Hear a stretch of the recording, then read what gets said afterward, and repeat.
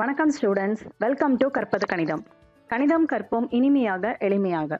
10th standard ஜியாமெட்ரியில் exercise 4.1ல் உள்ள சம்ஸ்க்கு solutions பார்த்துட்ருக்கோம். அதில் இன்றைக்கி நம்ம பார்க்க போகிறது 7வது கணக்கு.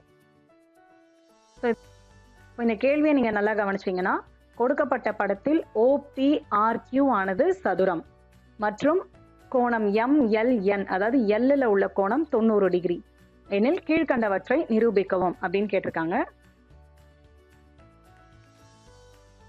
OPRQ அப்படிங்கிறது ஒரு சதுரம். அந்த சதுரத்தினுடைய பக்கங்களில் 3 முக்கோணங்கள் இருக்கு. இப்போ நம்ம முதல்ல நிரூபிக்க வேண்டியது முக்கோணம் LOPயும் முக்கோணம் QMOவும் வடிவொத்தவை. ரெண்டாவதாக நம்ம நிரூபிக்க வேண்டியது முக்கோணம் LOPயும் முக்கோணம் RPNும் வடிவொத்தவை. மூன்றாவது கேள்வியில நம்ம நிரூபிக்க வேண்டியது முக்கோணம் QMOவும் முக்கோணம் RPNும் வடிவொத்தவை. அடுத்து நாலாவது ஒரு சமன்பாடை நம்ம நிரூபிக்கணும் அப்படின்னு கொடுத்துருக்காங்க. ஸோ இது கேள்வி தான் கொஞ்சம் கஷ்டமாக இருக்க மாதிரி இருக்கும். பட் ஸ்டெப்ஸ் எல்லாம் நம்ம எப்பவும் போடுற அதே ஸ்டெப்ஸ் தான். ஸோ முக்கோணம் MLNல கோணம் Lங்கிறது 90 டிகிரி அப்படின்னு நமக்கு கொடுத்துருக்காங்க.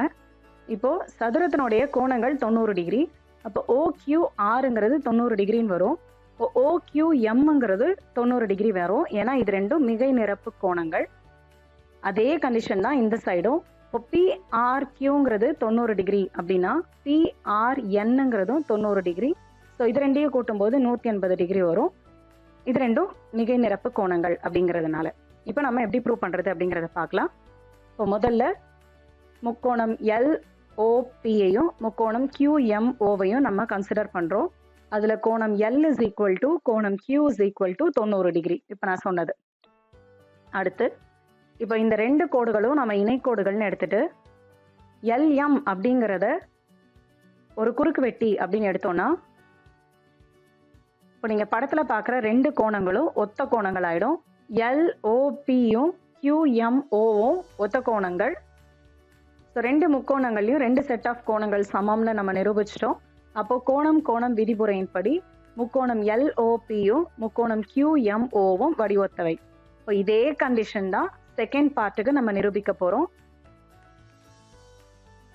ஸோ அடுத்து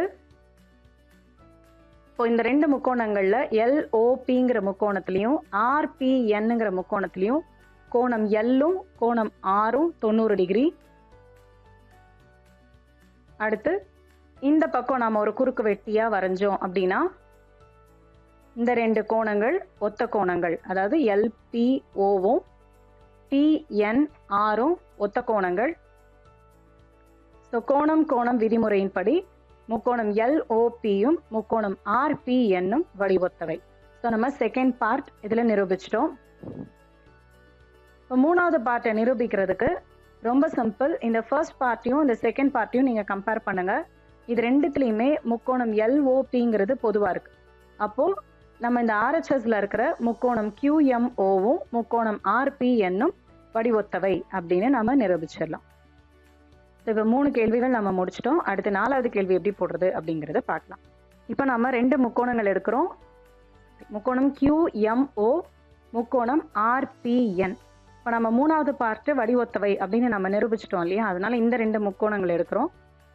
இப்போது வடிவொத்தவைங்கிறதுனால இதனுடைய பக்கங்களை நாம் விகிதங்களில் எழுதுகிறோம்.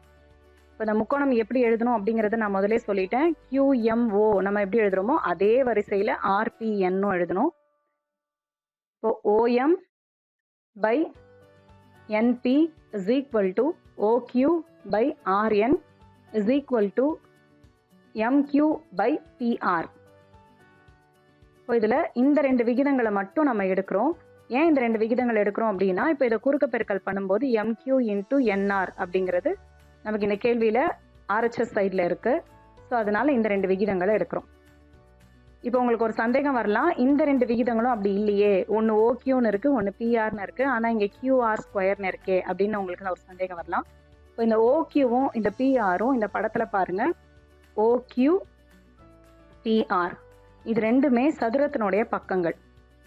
சதுரத்தினுடைய எல்லா பக்கங்களும் சமம் அப்படின்னு நமக்கு தெரியும். இப்போ இந்த OQவையும் இந்த PRையும் நம்ம QR அப்படின்னு எழுதலாம். ஏன்னா எல்லா பக்கங்களும் சமம்ங்கிறதுனால. ஸோ இந்த ஓக்யூக்கு பதிலாகவும் கியூஆர் எழுதிடுறோம், பிஆருக்கு பதிலாகவும் கியூஆர் எழுதிடுறோம்.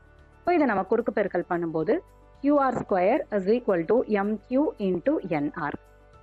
ஸோ இந்த கணக்கு எப்படி சால்வ் பண்ணுறதுன்னு உங்களுக்கு புரிஞ்சிருக்கும்னு நான் நம்புகிறேன். தேங்க்யூ ஃபார் வாட்சிங்.